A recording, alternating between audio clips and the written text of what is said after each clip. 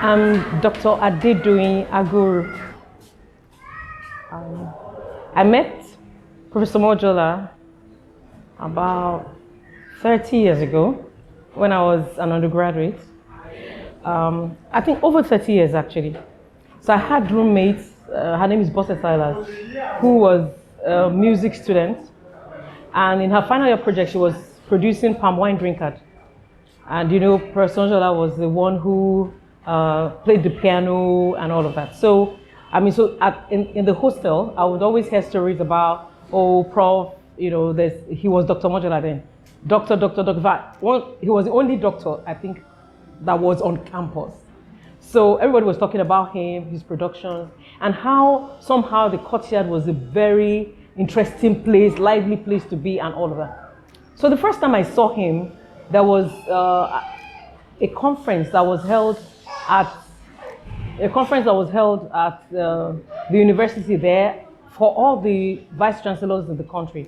So I think the evening of that concert or the conference, there was a concert that held in the quadrangle, and then he was the one playing. So that was the first time I saw him. Then, of course, as I said, there were a lot of students held him. You know, they were afraid of him actually. So they would talk about him, and I would also wonder, how kind of person is this? So there was a particular student that had an issue who wasn't attending rehearsals, but had that was supposed to have written her piano exam. And Prof said she didn't do 75% of lectures and he wasn't going to allow her to me. And then I felt sympathetic, you know, to the point that she had to give her life to Christ and pray that Prof should forgive her so that she would, you know, write the exam. So subsequently, one day Prof just forgave her and said, come and write your exam. So I just thought, oh, who is this tough person? Then I began to write my final year project and do research. Then I went to Guardian newspapers because I was looking for the GLS series, the Guardian Literary Series, and I was told that I could only find them at the Guardian the Guardian Library in Lagos. So I came from Ibadan, and then as I was going through, you know, items in the library, I saw a young man who is Professor Mojola's younger brother. He's now a professor, Dokun Omojola. So he walked up to me and said, why are you here? Are you from Unilag? And I said, no, I'm from Unilorin. And he said, do you know Dr. Bode Omojola? I said, yes. And then he told me to continue what I was doing, but that he would send me to him. So he collected all the items I'd found, made the photocopies for me for free, and then sent me with a business card to him. So I began to look for him. And that was 1994. So I began to look for him on campus. So one day, I think Anna in Ilorin was having a celebration for the 60th year of Wole Soyinka. So I got to that event and I just saw Dr. Mojola then at the piano. So I walked up to him and I said, your brother asked me to give you this. Then he said, what did you go there to do? I told him. And then subsequently, there was another event by another association, that's ASU, celebrating Soyinka again. Then I saw him, then he said, what are you here to do again? He said, what project are you writing? I said, my final year project. What final year project? Then we began to talk. Then he told me that he was interested in Soyinka, and then I was interested that I could come to his office and we could talk. So when we got talking, he then said, you know what, let me train your voice in exchange for the Soyinka books that you have. So that's how we started. So he started voice training for me, first time ever. And then he told me that I was contralto. And then I could sing soprano and then alto. And then subsequently, I began to exchange the plays of Soyinka, the books of Soyinka. And then one day he just said, can you sing Sound of Music?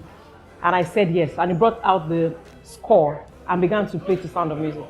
And I think that was what sealed our relationship because I'd never had Sound of Music played in real time like that.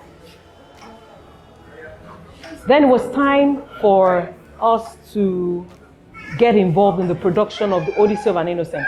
So I joined the rehearsals, and then he said he was going to write the music of Yabi, who was the central character, for me. So he wrote the music of Yabi for me, and then we began the rehearsals. Of course, there was a stiff contest. There was another lady who was my other cast. Eventually, I won the part. Then we went and produced the music and the opera in the University of Ibadan. He then began to show particular interest in my writings, began to look at what I was writing, even my final year project, and that was 1994. So I also performed in an opera that the final year students were producing, Bonthon's Bride, and he was one that also accompanied, did the piano accompaniment for that particular opera. So I think he went to Germany. And then I went to serve. I started the Central Bank. Then by the time he came back, Ronke, I'm sure Ronke has been somewhere around here. Ronke told him that I had got a job as a lecturer at Olabisi Onabanjo University. It was then Ogun State University. And he was so excited when he called me and said, "Oh, I learned that you're now a lecturer." You know, he began to show me, even teach me how to teach. And he's been mentoring me from that point even till now, through my career there, to when I moved to University of Ibadan, through my PhD research, when I went to Japan for field work. He would, call to say, "What are you doing? What kind of places are you visiting and all that? What kind of data are you collecting?" So it's been a very long and rewarding relationship. I got to know his wife also in 1994, and I became practically a member of the household, And Tibimbo is also another very insightful person. It will interest you that Professor Mojola's first child was my little bride when I got married in 1999. So Funto was maybe about 2 years then, and then her sister. I got married on her sister's birthday actually, but they were in Ibadan for my wedding. So it's been a rewarding relationship. I see him as my big uncle. So many, amazing experiences that one has had with such a wonderful family. I wish Prof well. His epistemology, his style, his compositional style, his style of mentoring is unique. And I know that because of the consortium of followers that he has, there's so much that is still ahead of him. I believe that there will be greater years, more productions, more epistemological ideologies, more theories to come in the name of Jesus.